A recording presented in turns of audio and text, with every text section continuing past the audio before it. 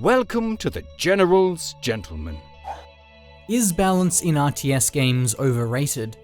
This question can very much devolve into semantics, as it's not exactly clear what balance means. Balance, on the one hand, is crucial to ensure a fair player experience, but it can also be stifling and suck the life out of a game by turning it into a neatly pruned spreadsheet. This is one of the reasons people make vague claims about esports ruining RTS. Overemphasizing tight balance can leave a game feeling bland and safe, yet quirky asymmetric design can quickly become repetitive and frustrating to play against. There's no easy answer to this dichotomy. RTS designers must walk this tightrope carefully. The challenge isn't just navigating fairness versus excitement. Other considerations include intuitiveness, elegance, immersion, and breadth of appeal. This essay will explore the friction between these often competing design ideals and argue that fairness should be strived for rather than balance, as it leaves more room for excitement and quirky design while minimizing player frustration. Not only is balance a nebulous concept, but so is fun. To properly grapple this topic, our understanding of fun must be interrogated. There is no one ideal of what is fun. People play RTS games for different reasons and have varied preferences, perspectives, biases, and expectations. People can enjoy many kinds of fun from playing RTS, such as mastery of competitive multiplayer, sandbox of building up defenses, power fantasy of controlling massive armies and launching nukes, the social aspect of playing co-op with friends, and the immersion into a new world and its story. Nobody cleanly fits into one of these categories, but is mixed between them to differing degrees. Mastery is the main reason I enjoy multiplayer RTS games, and still, I also love Company of Heroes because of the epic immersive experience of its World War II battlefields, and I'm captivated by the unlimited snowballing of economy and production found in Supreme Commander. Fun itself is not an emotion, but an umbrella term for a flow state. Fun is an experience generated through interweaving complex human emotions such as excitement, engagement, anticipation, curiosity, pride, and tension. Understanding these different types of fun is crucial to identify how they can be at odds. Balance needs not always be opposed to things such as power fantasy, but often it will be. There are no simple answers to navigate this tension beyond trying to maintain a coherent vision and direction. Different genres of multiplayer games use player classes such as support and carry to have a broad appeal among a single game mode, but it is very challenging to achieve this with RTS. Instead, RTS games cater to different player preferences with multiple game modes. These multiple fun types naturally gravitate towards different game modes, such as campaign, co-op versus AI, custom game rules, 1 versus 1 multiplayer, and large team games. Two players seeking alternative fun types will not enjoy the same game mode, but should have the freedom to experience the game however they want. An RTS game should support custom rule sets such as maps or lobby settings enabling no rush, or banning superweapons. Age of Empires 2 implements this superbly with the defensive Black Forest map, treaties as an option for no rush, and multiple options for resource rates.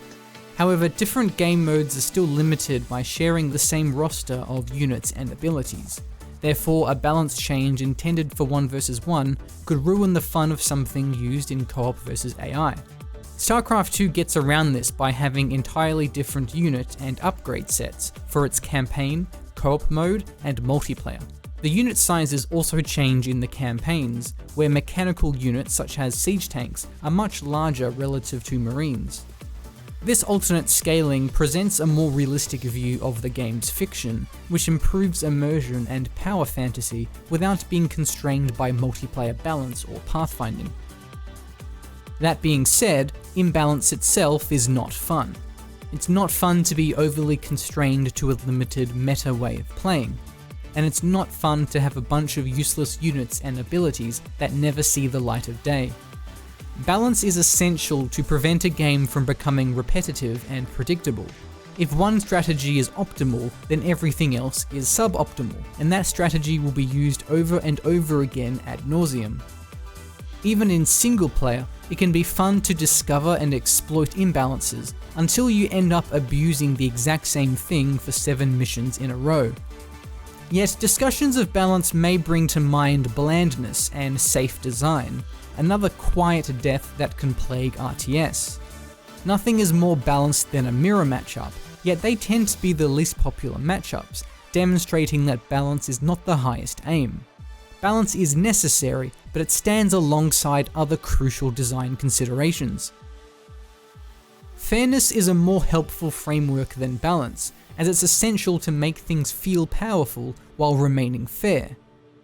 If an RTS game is fair, players have an equal chance of winning and do not gain an advantage in factions, maps, game modes, or via microtransactions. Achieving fairness is a challenge when designing an RTS with exciting and asymmetric units and abilities. A Kirov airship from Red Alert 2 is tough and can decimate the enemy base if unscouted, but it is slow and can be shot out of the sky on approach. StarCraft's battle cruisers may lack strong counters themselves, but rushing the strategy leaves the player vulnerable during its costly investment. Even though battle cruisers and Kirov airships may not be balanced, there is always recourse with good scouting, preparation, and counters. A hard counter system tends to be the easiest way to balance a game, but if done poorly, it can make the game feel uninspired, with its rough edges smoothed off. Soft counters are generally a better framework for RTS gameplay, allowing units that are normally countered to retain tactical potential. StarCraft 2's Banelings ordinarily counter Marines, but the Marines can spread out to avoid the splash. A Sherman tank in Company of Heroes is countered by anti-tank guns, unless the Sherman flanks around its firing arc. Snipers in Company of Heroes can pick off infantry from afar, but are quickly gunned down when caught up close. These situations are far more interesting than merely a rock-paper-scissors interaction. An RTS can also mix both hard and soft counters, such as in Command & Conquer 3. Rocket infantry only soft counter tanks because tanks can crush them, but infantry can also occupy garrisons for protection. Meanwhile, anti-air units simply blast aircraft out of the sky without any real in-depth interactions. Every unit and ability should have some role to fill, but not everything needs to be equally prevalent. It's okay to have niche abilities rarely seen but can catch people off guard and be excellent in the right circumstance, such as nukes in StarCraft. While not ideal, it's also fine to have units weak in 1 vs 1 but strong in team games, such as the Searchlight half-track in Company of Heroes 2. It's another dichotomy for designers to navigate, as excessive numbers of niche units and abilities is inelegant and confusing for new players. The Commander system in Company of Heroes 2 allows situational content to be locked away from the main structures, but still remain available to be utilized in whatever game mode or map type they excel in. Supreme Commander also has extreme late-game experimentals that are completely unbalanced and uncounterable, but they're intended to be exciting game enders that are rarely possible to reach. Tethering powerful abilities to spellcasters or behind telegraph delays makes them feel fair. Psionic Storm in StarCraft is devastating, but not unfair because it comes from a slow, weak, and unarmed spellcaster unit and costs energy on use. This allows the enemy to see an approaching High Templar and preemptively dodge or focus it down before Storm can be cast. Company of Heroes has even deadlier off-map artillery strikes, but red smoke flares and audio cues telegraph an incoming strike for a few seconds before the shell's impact. Even on-map artillery strikes like howitzers and Katyushas can be heard firing before the shells land. This delay allows enemies to reposition and means the artillery strikes need to be used more tactically or when the enemy is preoccupied. However, at the same time, Company of Heroes 2 also has obnoxious attack planes, which can't be avoided due to tracking moving targets ruthlessly. Even though the attack planes are weaker than artillery strikes, they don't feel fair because they're undodgeable in many situations. Command & Conquer 3 has a very different approach to both StarCraft and Company of Heroes. Support powers are deployed instantaneously and anywhere the player has vision, but they have a substantial Tiberium cost that could otherwise produce units. The cost of these abilities balances them out, but it still feels unfair and frustrating when your army suddenly and unavoidably blows up to some support power. Super weapons like the ion cannon are fairer than support powers because they have a long countdown timer where they can be destroyed while charging. Player interaction and potential to react make abilities feel fair, not their cost or power level. Company of Heroes 2 is both excellent and terrible in achieving exciting drama while maintaining fairness. Tanks on the ice can be sunk by explosives, sending that expensive tiger to the bottom of the frozen lake. A lone mortar shell or grenade completely wiping a heavy tank does not sound balanced, but it is fair because positioning the tank on the ice was a risk the player chose to make. So long as the maps are designed with enough alternative pathways, the ice sinking mechanic can create some exhilarating moments while opening up tactical risk-reward decisions. A more straightforward example is how tough tanks can quickly turn into sitting ducks when crippled by a well-placed mine. If an RTS is well designed, player frustration is channeled inward. However, things can technically be considered fair, but still be overly punishing and frustrating. For example, cheap mines in Company of Heroes 2 could originally one-shot an entire squad of infantry. Technically, one-shotting a squad was fair because a minesweeper could have revealed the mine, but the punishment was over the top for such a small mistake. Some of the stealth commando units in Command & Conquer 0 also cross this line, as they can suddenly take out critical base structures extremely quickly. It's crucial to distinguish exciting mechanics from just random chaos. Fun should not be at the expense of your opponents. Before being patched out of Company of Heroes 2 a few years ago, planes that were shot down could crash land onto a player's army and instantly obliterate them. This was a terrible mechanic because it was unfair. The player made no mistake, yet a plane could suddenly crash on top of their army. The abandoned mechanic is also problematic because there's no way to predict or prevent a tank from being abandoned. It's just a random chance that sometimes occurs on death. Most of the time it's harmless and just adds unexpected drama, but sometimes it's plain obnoxious because it heavily swings the outcome of a game, like giving your opponent a free tank. Abandon would be a much fairer and better mechanic if it were more deliberate and reliable, such as being triggered when finishing off a wounded tank with small arms fire rather than explosives. Elegance suffers when balanced solutions create overly complicated and convoluted systems. The most notorious example of this is the 6 different armor and damage types in Warcraft 3. Not only are there countless interactions to try and wrap your head around, but they also don't make much sense. Piercing attacks do standard damage against heavy armor, 75% damage against medium armor, but then 200% against light and 150% against unarmored. It's an arbitrary roller coaster of contrived multipliers. While it grants a level of balanced precision, the unintuitive complexity is a significant barrier for new players.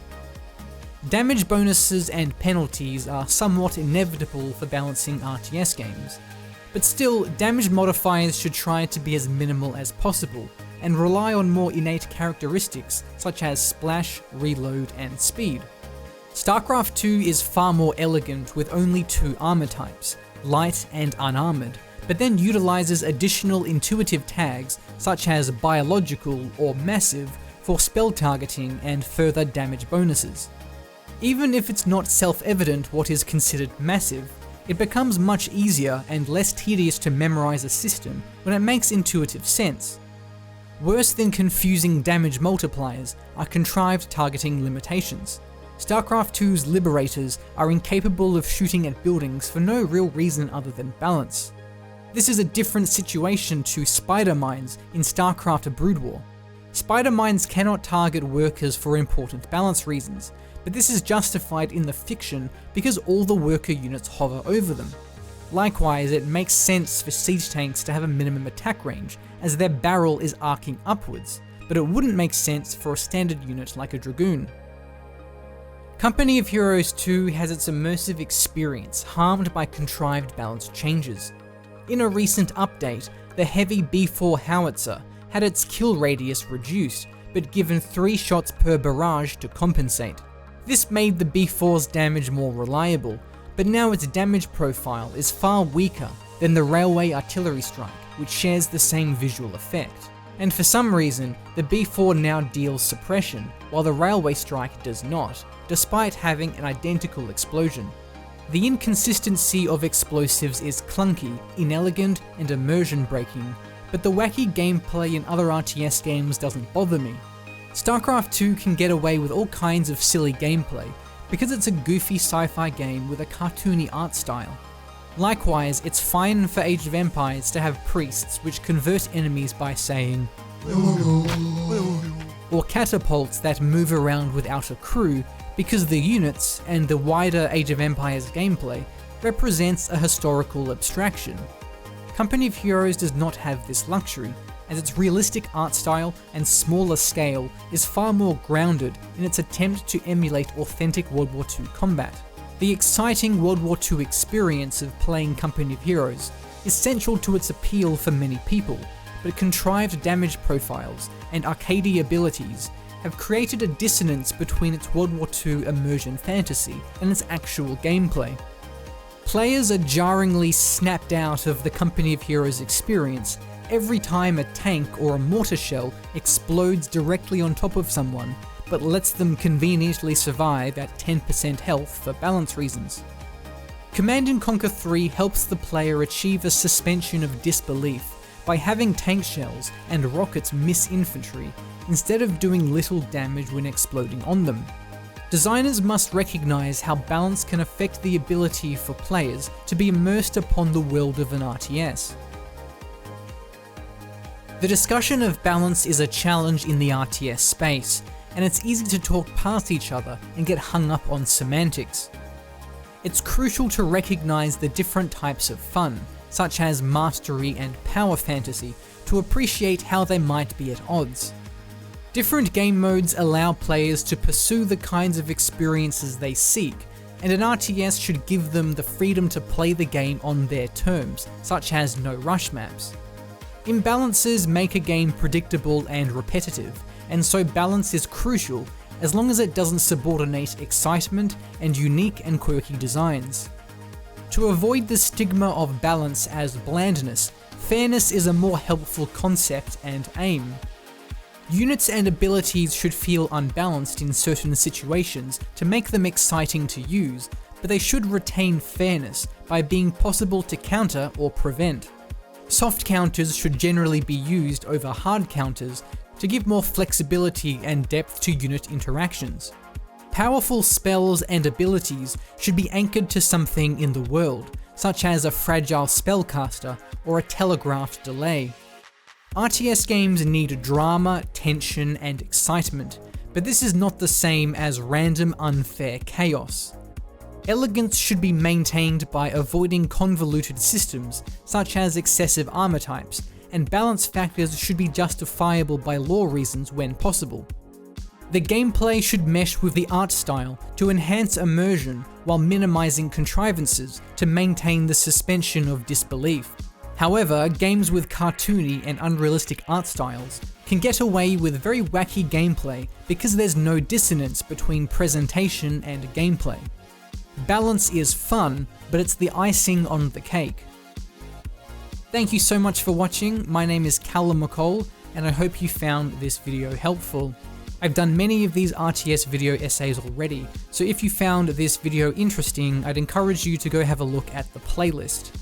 I also have a written version of this essay available on my website, callummccole.com.